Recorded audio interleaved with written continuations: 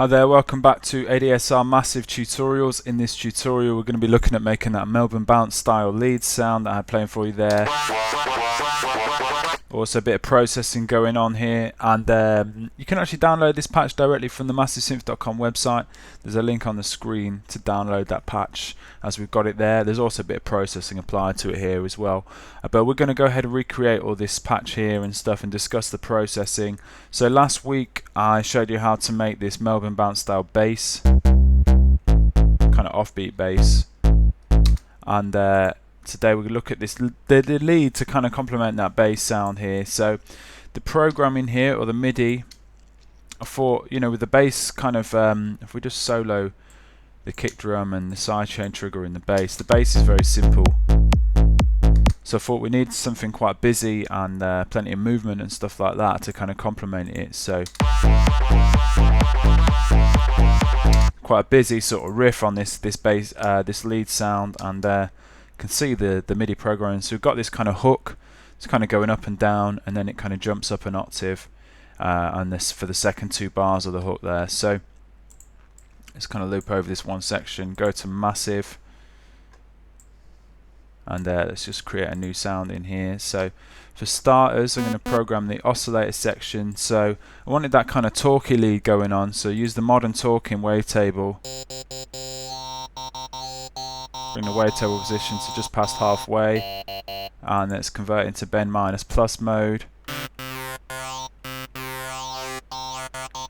And moving that intensity control around, as I was saying before about getting the movement on the sound, can maybe automate that just to have a bit of movement. And let's load up another wavetable in Oscillator 2. I'm going to use a deep throat wavetable. Pull the wavetable position round to about a third of the way. Again, activate bend minus plus,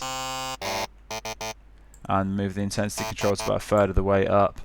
And let's detune this oscillator a little bit to get a bit of that kind of phasey sort of chorusy vibe going on with the sound.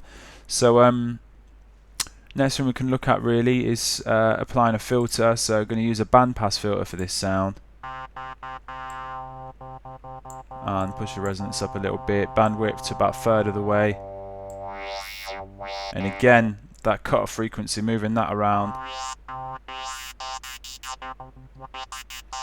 You know, it's going to be nice if we can automate that, not automate it, sorry, if we can apply some modulation to that cutoff frequency, it's going to sound pretty cool. So let's look at some modulation now. So I'm going to use this first envelope here to modulate a couple of different parameters. So hold shift and then click and drag the crosshair, this first envelope, and I'm going to use it to modulate the bend minus plus, as we were moving that around, sounded pretty cool before. I'm going to use it to, so the intensity basically of oscillator 1, the intensity of oscillator 2, and also the wavetable position of oscillator 2.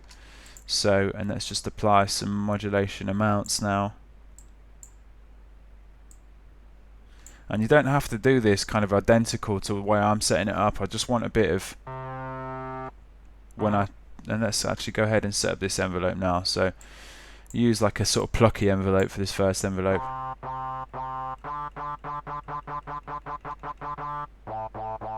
Check the trigger 0 reset there, so the envelope re-triggers. So I've got sharp attack, attack levels on full, decays around the third of the way, no decay levels, sustain. If we pull up that cutoff frequency there, you can hear it a bit better.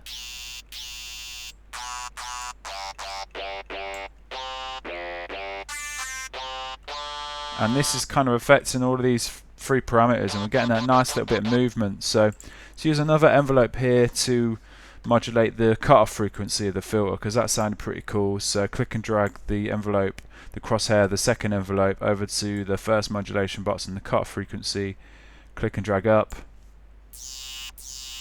and let's back off this attack this time. Attack's around halfway. Again, trigger 0 reset, so the envelope re-triggers for each new key press. And you can play around with this filter now. You could have the cutoff a bit further down. It kind of sweeps up, play around with the bandwidth. increase the resonance.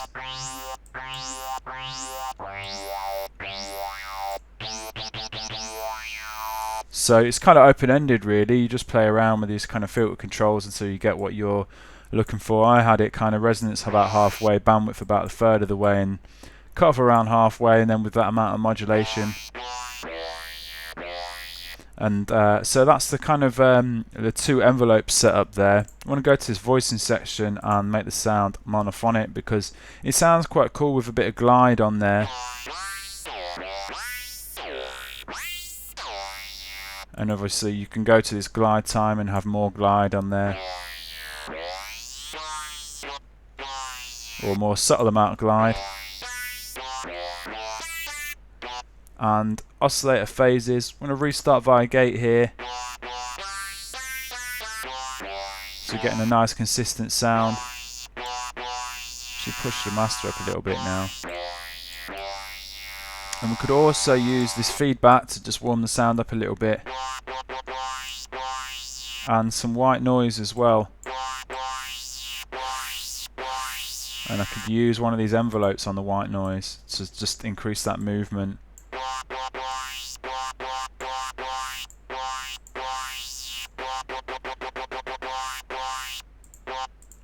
So it's just providing a little bit of a white noise burst, that just a little bit of kind of high frequency on the sound. So final thing with this sound really is effects. So use a teletube to drive it.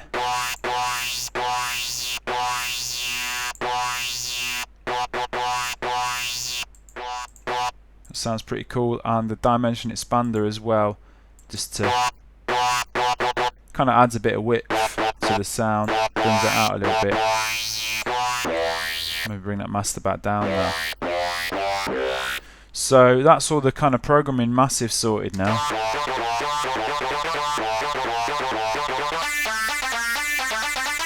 So further processing I've got with this sound. I listened to a lot of those Melbourne Bounce leads and I noticed they're very wide. I've got a lot of sort of stereo imaging going on. So use the izotope imager here.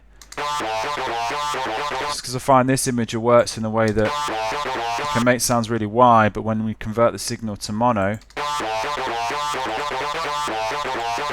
we don't actually lose anything to phase, but just because of the way that this imager is set up is a really good imager. So use the izotope imager there. I've used some logic distortion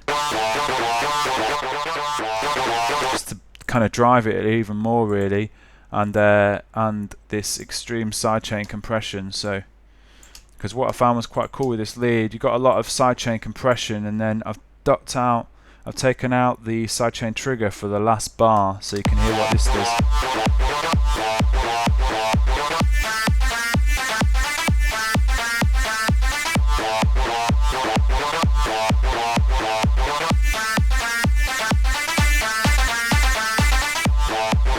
So I mean, you could add a bit of reverb in there as well. I've left the sound quite dry in that sense, but that's it really. So another listen.